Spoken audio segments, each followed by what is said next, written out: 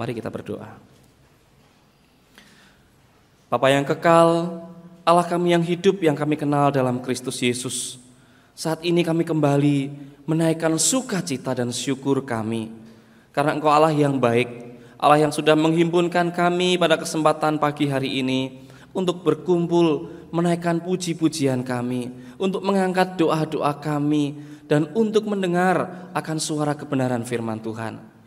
Tuhan, kalau saat ini kami akan membaca, merenungkan dan menguraikan sabda firman Tuhan, kami perlu urapan kuasa Roh Suci. Tuhan, mampukan setiap kami ketika firman ini kami baca, firman itu menjawab kebutuhan kami pribadi lepas pribadi. Tuhan, siapkan hati kami, sebagaimana hati kami ini bisa menjadi tanah yang subur, supaya firman Tuhan ini menjadi firman yang tumbuh dan mendorong kami untuk berbuah di dalam roh. Terima kasih ya Tuhan, kami siap untuk mendengar, berfirmanlah kepada kami. Dalam nama Tuhan Yesus Kristus kami berdoa. Amin. Shalom. Selamat pagi Bapak Ibu Saudaraku yang dikasihi Tuhan. Mari kita melihat bagian Alkitab yang akan menjadi dasar perenungan kita. Mari kita melihat dari Galatia. Galatia pasal yang keempat, ayat yang ke-12 sampai dengan yang ke-20. Galatia pasalnya yang keempat, ayat 12 sampai dengan 20.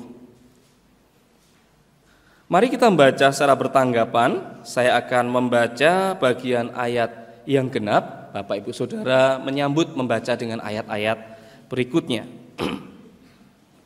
Lembaga Alkitab Indonesia memberi judul Ingatlah akan hubungan kita yang semula.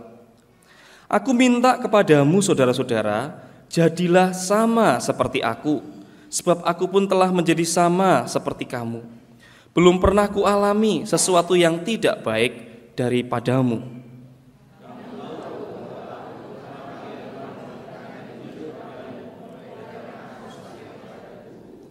Sungguh pun demikian, keadaan tubuh itu yang merupakan pencobaan bagi kamu. Namun kamu tidak menganggapnya sebagai sesuatu yang hina dan yang menjijikkan. Tetapi kamu telah menyambut aku sama seperti menyambut seorang malaikat Allah. Malahan sama seperti menyambut Kristus Yesus sendiri.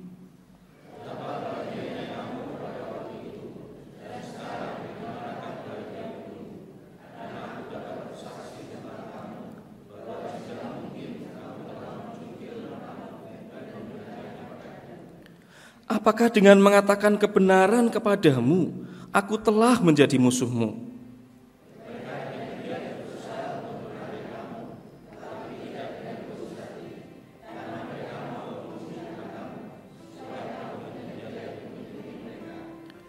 Memang baik kalau orang dengan giat berusaha menarik orang lain dalam perkara-perkara yang baik, asal pada setiap waktu dan bukan hanya bila aku ada di antaramu.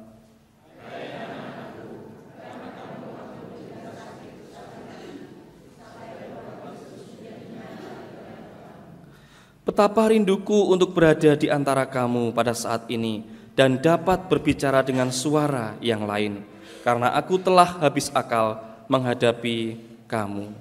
Amin.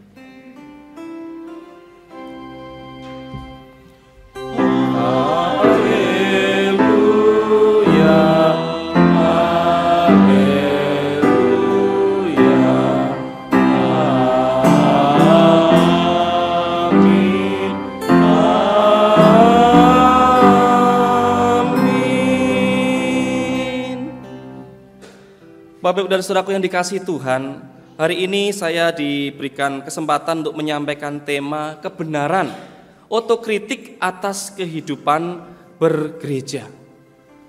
Nah, saya ambil satu gambar, ini adalah gambar gereja khotbah di atas bukit, di mana diduga di atas tempat itu Tuhan Yesus berfirman. Saya ingin minta tolong untuk dibantu dibukakan slide berikutnya. Nah, Bapak Ibu dan Saudara dikasihi Tuhan, ini anak kami Dea. Nah, ketika TK di sekolah Dea itu ada ekstra, yaitu ekstrakurikuler model atau fashion show. Nah, karena kami ini sekolah di Jogja dan kami ini terbatas, maka dia ini satu kali kami kasih tahu, dia kayaknya dia nggak bisa lanjutkan untuk ikut ekstrakurikuler fashion show. Kenapa, Pak? Karena kalau ikut fashion show terus, itu bajunya kan harus baju yang baru-baru. Dan bagaimana bisa papa mama belikan baju yang baru? Kan papa mama nggak bekerja, nggak pelayanan. Ya dia akhirnya sudah mulai pasrah. Oh ya sudahlah Pak, kalau gitu ikut yang lain. Tetapi Bapak Ibu yang dikasihi Tuhan, ternyata puji Tuhan, ya ketika kami pelayanan di satu tempat yang dulu pernah kami melayani, di sana ternyata ada jemaat yang anaknya ini dulu hobi fashion show. Dia nggak tahu mau dikemenakan baju-baju ini. Dan dia tanya, Pak Agus, Bu Dewi, saya lihat dia itu kok lincah ya, senang gerak, senang model gitu ya. Pak Agus, Bu Dewi, kira-kira mau nggak kalau baju itu dipakai oleh dia? Wah, betapa senangnya dia. Dan dia kembali bisa fashion show dengan baju yang tidak perlu beli baju yang baru. Ya dengan baju second yang masih begitu bisa dipakai, dia berani melenggak-lenggok di catwalk ketika dia ikut lomba atau perform. Nah Bapak Ibu yang dikasihi Tuhan, seorang raja di satu tempat dia juga punya hobi ingin memamerkan fashionnya, ingin memamerkan bagaimana jubah-jubah kebesarannya. Dia memanggil para penasehat-penasehat istana, terutama penasehat bagian model. Ya seperti Presiden kita Jokowi, di Istana Negara itu ada bagian-bagian tersendiri, termasuk bagian yang ngurusi bagaimana presiden ini harus berpakaian dan pakaian yang mana dipakai di mana. Raja ini memanggil para penasihat-penasihatnya. Penasihat, aku ingin memiliki baju kebesaran yang tidak dimiliki oleh raja-raja lain. Baju itu baju yang sangat indah, yang menakjubkan, yang tidak ditandingi oleh kerajaan-kerajaan yang lain. Wah, lalu tim kerajaan istana bagian model, bagian fashion ini, bagian pakaian, mereka mulai berembuk satu dengan yang lainnya. Mereka berusaha merancang baju-baju ditawarkan kepada raja. Raja, bagaimana kalau raja pakai baju kebesaran yang ini? Raja tidak mau. Yang lain menawarkan, kalau yang ini bagaimana raja? Tidak mau. Lalu raja menemukan satu orang yang dia katanya bisa membuat pakaian yang luar biasa. Seorang pembuat baju ini mengatakan, Raja, saya bisa membuat baju untuk raja, baju yang luar biasa. Baju ini hanya bisa dilihat oleh orang-orang yang berhikmat, oleh orang-orang yang cerdas, yang pandai, yang brilian. Hanya orang-orang yang hebat yang bisa melihat baju jubah kebesaran sang raja. Lalu singkat cerita, sang raja datang, diukur oleh tukang jahit yang dipanggil ke istana itu. Diukur. Nah, berapa waktu kemudian raja bertanya, apakah baju kebesaranku sudah jadi? Sudah raja. Dan saatnya raja bisa memakainya dan bisa pamer fashion show keliling di kerajaan ini, akan dilihat oleh seluruh masyarakat dan rakyat yang ada di kerajaan ini. Lalu kuda sudah disiapkan, kereta disiapkan. Akhirnya singkat cerita, raja itu sudah menggunakan baju kebesaran itu.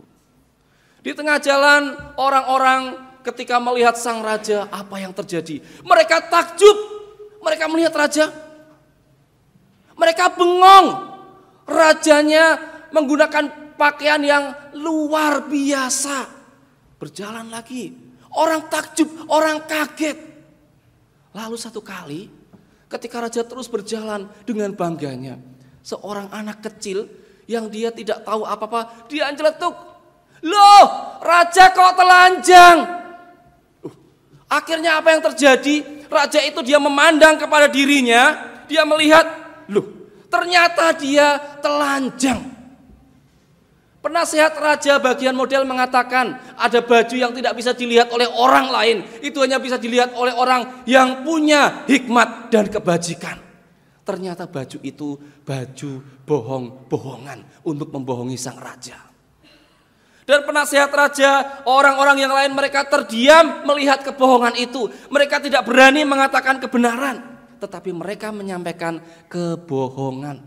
Mereka menipu raja dan mengatakan baju itu raja hanya bisa dilihat oleh orang-orang cerdik pandai. Anak kecil yang polos dia mengatakan, "Loh, raja kok telanjang?" Raja akhirnya malu dan dia marah kepada penasehat-penasehatnya. Mereka semua dipecat dan diganti.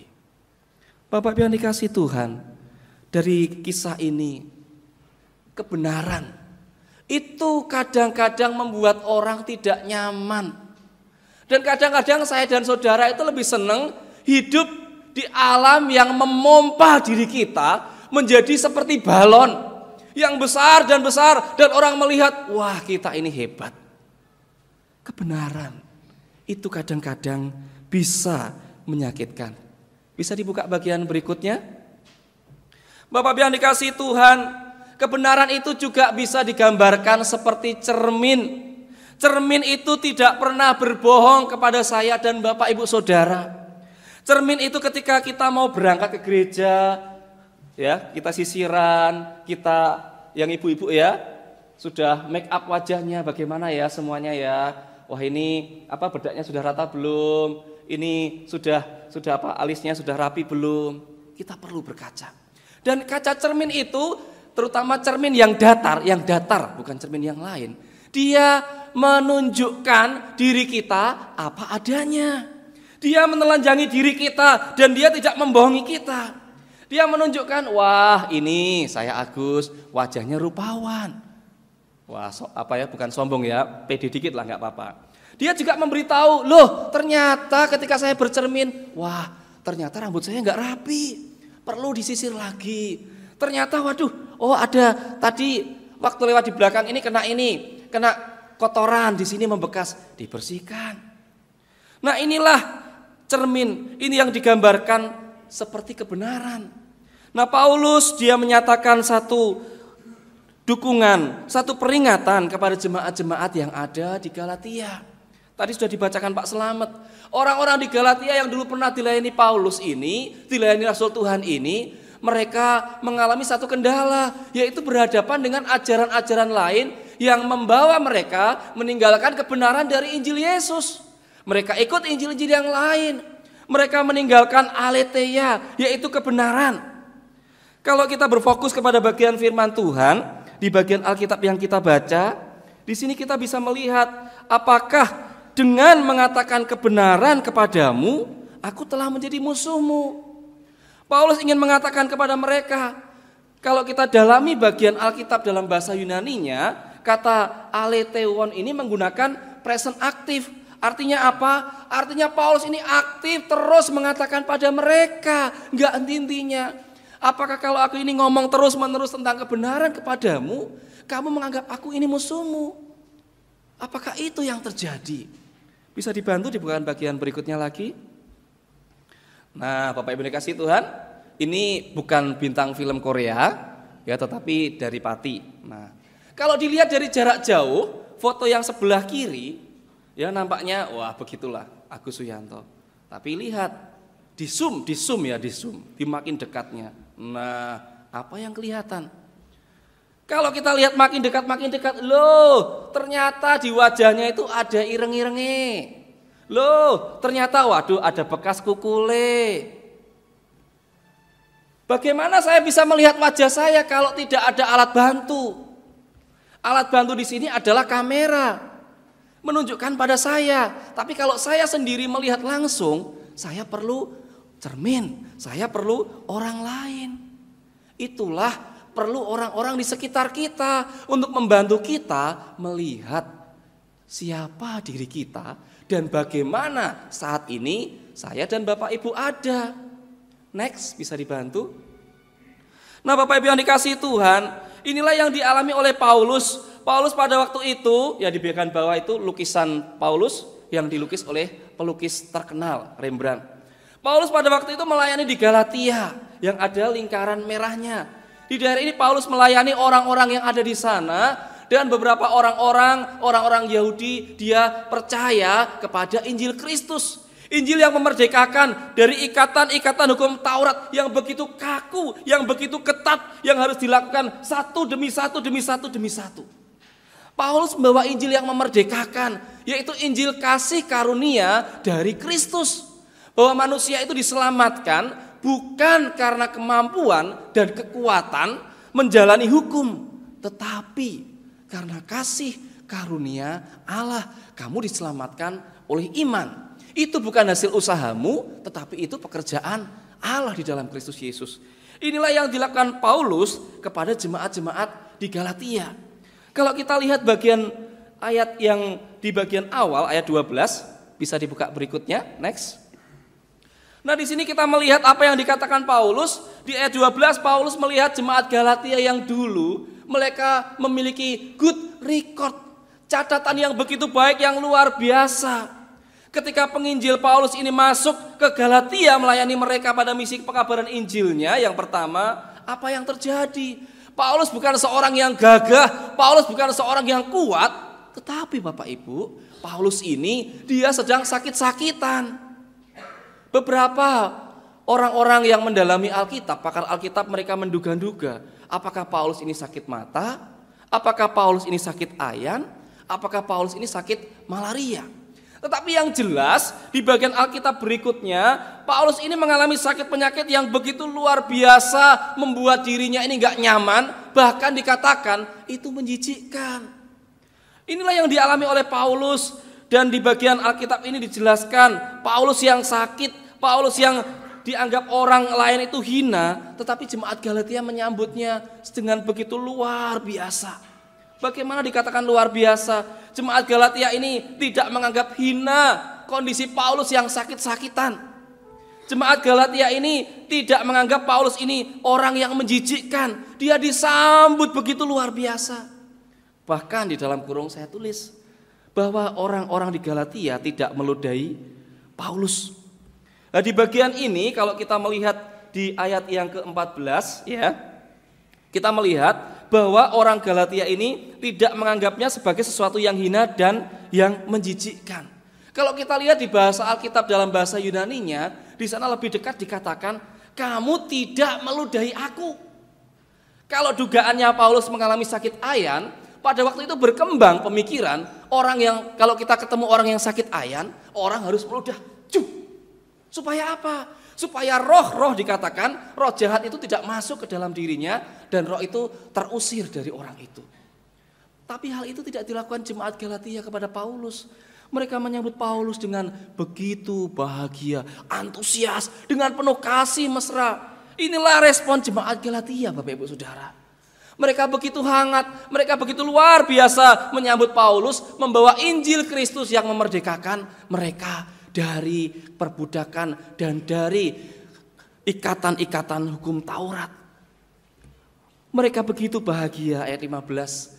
Bahkan mereka menyambut Paulus sang rasul yang sakit-sakitan itu, sang rasul yang dikatakan sebenarnya dianggap orang jijik dan hina itu, seperti menyambut malaikat Tuhan. Luar biasa. Paulus disambut dengan begitu hangat. Paulus disambut bukan hanya seperti malaikat, tapi dikatakan oleh Paulus dalam kesaksiannya, dia disambut seperti kehadiran Yesus sendiri. Jemaat Galatia begitu luar biasa. Dia menyambut penginjil Paulus yang sakit.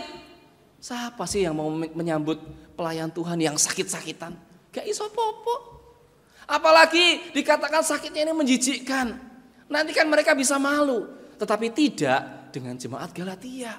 Mereka jemaat yang luar biasa, yang antusias, yang hangat, dan mereka rindu belajar firman, dan mereka akhirnya dilayani dan mereka dimerdekakan di dalam Injil Kristus.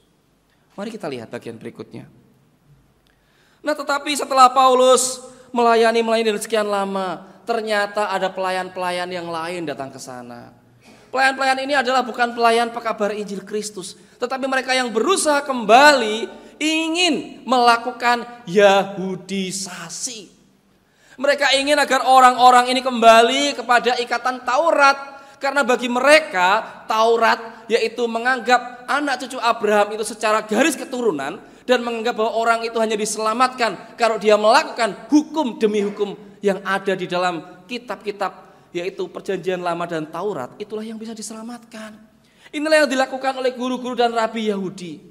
Dan sayangnya, Bapak Ibu Saudaraku, yang terjadi adalah orang-orang jemaat Galatia ini mulai terpikat kembali.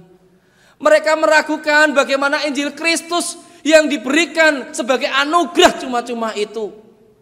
Dan mereka lebih senang melakukan bagaimana mereka ikut tradisi mereka.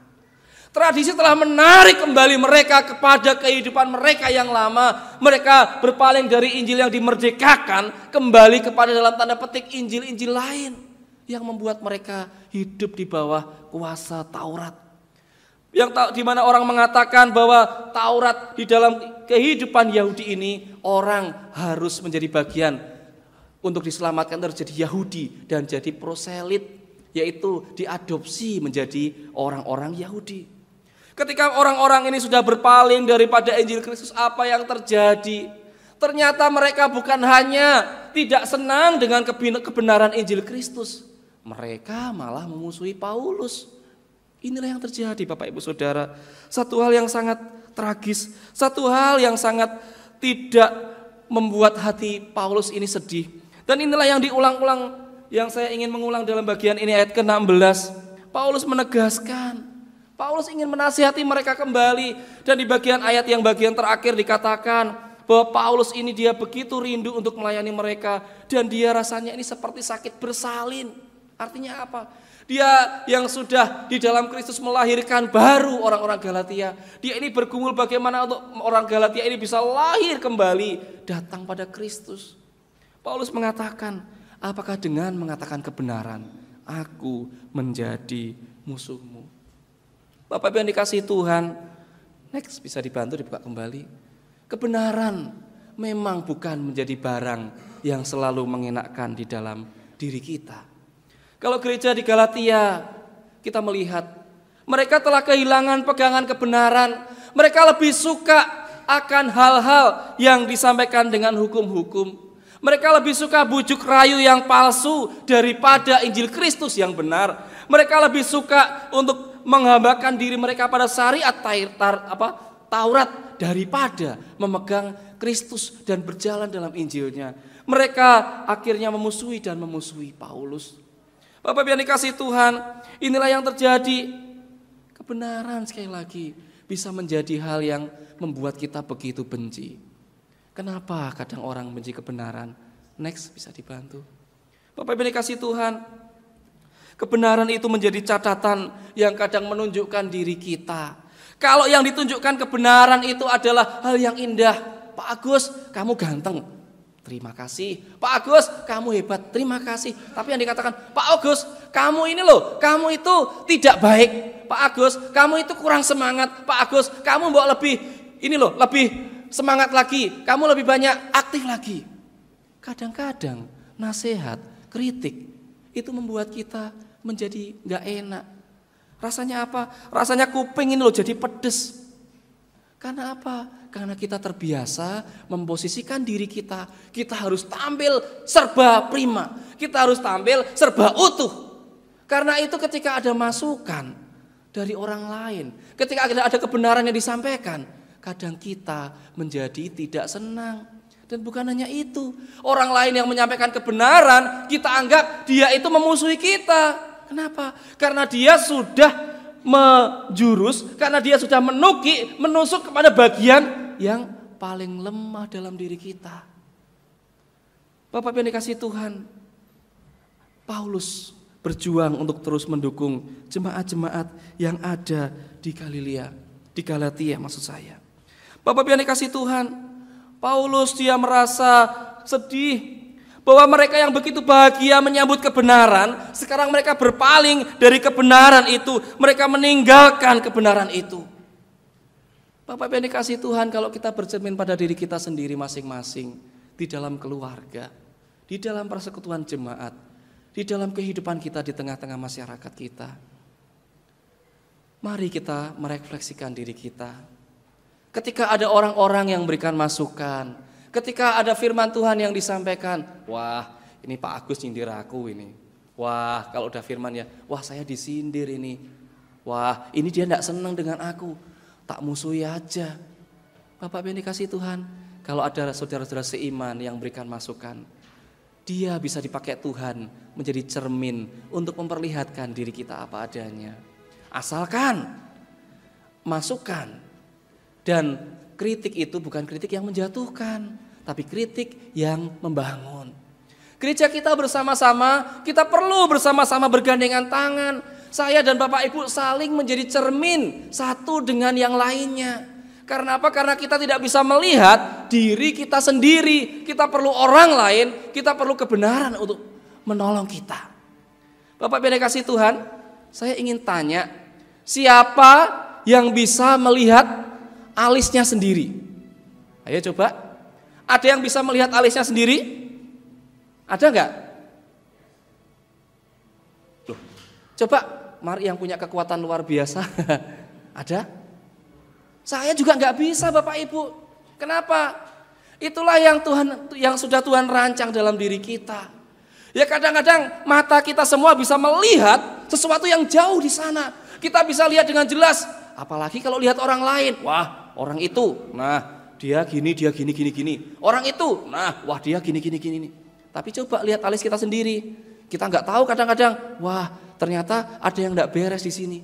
Kita perlu orang lain untuk menolong kita. Kita perlu saudara-saudara seiman kita. Dan dalam kehidupan rohani kita perlu kebenaran yang bersumber dari firman Tuhan.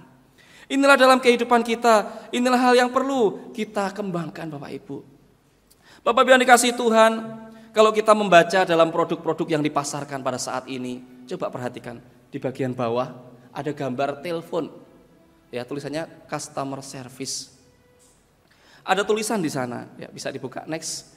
Nah, di sana bisa tuliskan ya, layanan customer service. Kalau ada keluhan, silakan menghubungi layanan telepon nomor sekian-sekian. Ya, jadi bebas tanpa bayar, tanpa biaya. Nah, Bapak Ibu yang dikasihi Tuhan, perusahaan-perusahaan besar sekarang mereka membuat layanan yang namanya customer service, yaitu layanan pelanggan. Mereka membayar orang-orang dari berbagai tempat, mereka cari SDM yang hebat, dibayar mahal untuk duduk di sana, untuk apa? Untuk mendengar dan mencari keluhan, untuk mencari kelemahan produknya. Perusahaan-perusahaan besar mencari cara untuk bisa mengevaluasi, mengetahui bagaimana produknya ini. Produknya luar biasa, hebat, teruji. Tapi mereka tidak berhenti untuk bisa melihat diri sendiri, mengevaluasi diri. Apa yang masih menjadi kelemahan mereka. Karena di dalam perjalanan waktu itu kadang-kadang bisa jadi muncul kendala-kendala. Mereka membayar orang di sini untuk menjadi cermin. Dan yang luar biasa, kalau mereka mendapat kritik, mendapat masukan, mereka legowo. Kenapa? Karena itu menolong mereka supaya mereka bisa membuat produk mereka menjadi produk yang lebih baik, meningkatkan mutu layanan, dan outputnya masyarakat bisa lebih puas. Bapak Ibu yang dikasihi Tuhan, inilah yang terjadi. Perlu untuk mengevaluasi, perlu untuk terus meningkatkan mutu layanan dan mutu layanan demi mutu layanan.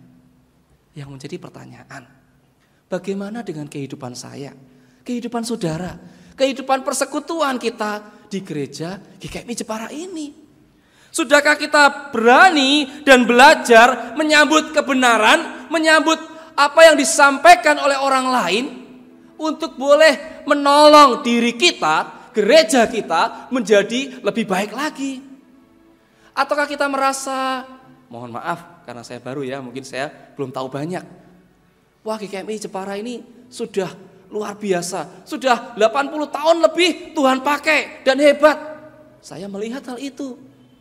Tetapi apakah kita nanti akhirnya begitu melihat kehebatan kita, akhirnya kita tertutup untuk masukan? Para hamba Tuhan, para majelis, para jemaat. Apa kita merasa jumawa, saya sudah hebat, saya sudah begitu luar biasa, seperti raja yang berjalan dengan seperti jumawa dan dengan begitu pamer luar biasanya dengan kehebatannya. Bapak Ibu yang dikasihi Tuhan, mari kita belajar bersama-sama menyambut segala sesuatu dengan terbuka dan legawa. Daud seorang raja yang hebat, tapi ketika dia jatuh mengambil Batseba menjadi istrinya dengan tipu daya, seorang nabi datang kepadanya, Nabi Nathan. Nathan mengatakan, engkau sudah berdosa kepada Tuhan. Apa yang terjadi? Daud tidak langsung marah. Daud tidak langsung dia membela dirinya. Loh, siapa yang mengatakan itu? Daud tidak tanya dari mana informasi itu. Tetapi Daud dia mengevaluasi dirinya. Dia raja, dia pahlawan yang hebat, bisa mengalahkan superhero-nya Filistin, Goliat. Kurang apanya Daud? Dan kerajaannya begitu hebat, kokoh. Tetapi ketika dia jatuh di dalam dosa, dia mau mendengar masukan dari orang lain. Dia kupingnya tidak anti dengan kebenaran. Bapak Ibu yang dikasihi Tuhan, mari melalui bagian renungan Alkitab ini, saya dan Bapak Ibu, kita bersama-sama belajar untuk otokritik, belajar untuk bisa mengkritisi diri kita sendiri. Bagian mana yang kita sudah begitu positif dan baik, ayo dikembangkan lagi. Supaya bisa memberkati, dipakai Tuhan untuk menjadi sarana mengembangkan pelayanan di tempat ini. Dan mari kita dengan jujur dan rendah hati, saya dan kita semua kita bergandengan tangan. Kita harus melihat bagian mana yang masih menjadi sisi lemah, sisi kurang dalam pelayanan dan diri saya. Supaya orang-orang teman-teman sekitar kita bisa dipakai Tuhan untuk mengisi hidup kita, menutup kelemahan kita dan bergandengan tangan bangun pelayanan ini. Bapak Ibu yang dikasihi Tuhan, untuk mengakhiri renungan ini, saya ingin mengingatkan bagian ayat yang ke-16. Apakah dengan mengatakan kebenaran kepadamu, aku telah menjadi musuhmu? Yang menjadi poin kita pada saat ini yang pertama, jangan membenci siapapun yang menyampaikan sesuatu kepada saya dan Bapak Ibu. Yang kedua, mari belajar untuk terus mengevaluasi diri dan mengevaluasi diri. Dan yang ketiga, mari kita berteman, merangkul orang-orang yang menasihati kita. Dan yang paling penting adalah mari kita jangan anti terhadap firman Tuhan. Kalau firman Tuhan itu pedas, firman Tuhan itu membuat telinga kita menjadi merah dan panas, membuat mata kita menjadi gak nyaman, membuat diri kita merasa ditusuk-tusuk. Jangan dibenci siapa yang membawakan, tetapi bersyukur, itu artinya Roh Kudus yang bekerja. Roh Kudus ingin pakai hamba Tuhan dan Bapak Ibu juga sebagai hamba Tuhan untuk berkembang di dalam kebenaran. Selamat membawa kebenaran dan menyampaikan kebenaran di dalam pelayanan GKMI Jepara. Amin. Mari kita berdoa.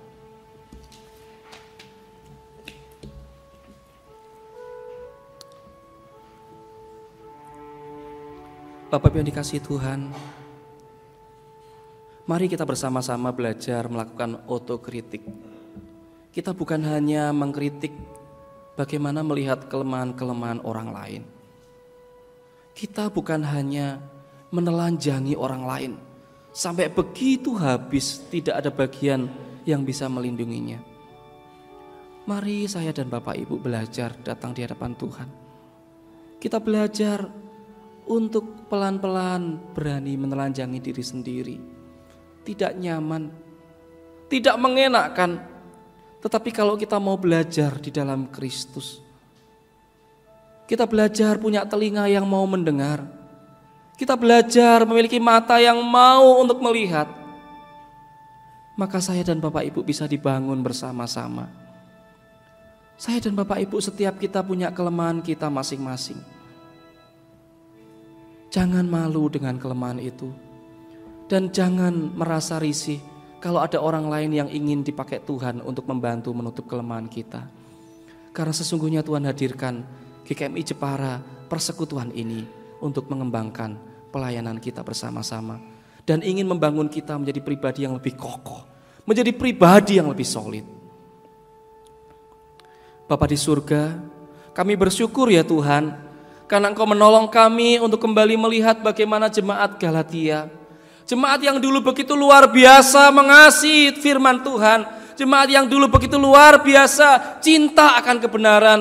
Tetapi di tengah perjalanan waktu mereka yang sudah menjadi besar, mereka yang sudah bertumbuh dengan begitu luar biasa di kota yang besar itu, mereka akhirnya meninggalkan kebenaran itu. Mereka akhirnya benci terhadap kebenaran. Mereka tidak senang dengan orang-orang yang mengatakan kebenaran. Tuhan, kami ingin bercermin kepada kebenaran itu. Mungkin saya, mungkin jemaat-jemaat Tuhan saat ini mulai dihinggapi virus-virus kebal terhadap kebenaran. Tuhan ampuni kami Tuhan. Kami perlu kasih karunia-Mu Tuhan. Tuhan berikan kami kekuatan untuk berani menelanjangi diri sendiri di hadapan Kristus. Supaya kami tahu kalau diri kami ini ternyata punya virus, punya penyakit yang berbahaya yang harus segera diobati oleh kebenaran Kristus supaya kami sembuh. Tuhan, jamah setiap kami di tempat ini dengan kuasa Roh Suci-Mu. Dan pakai gereja-Mu di tempat ini. Biarlah kami bergandengan tangan terus mengevaluasi diri kami. Terus mengevaluasi pelayanan kami. Terus mengevaluasi hidup kami. Dan Tuhan, pakailah kami bersama-sama. Dalam nama Tuhan Yesus Kristus kami berdoa. Amin.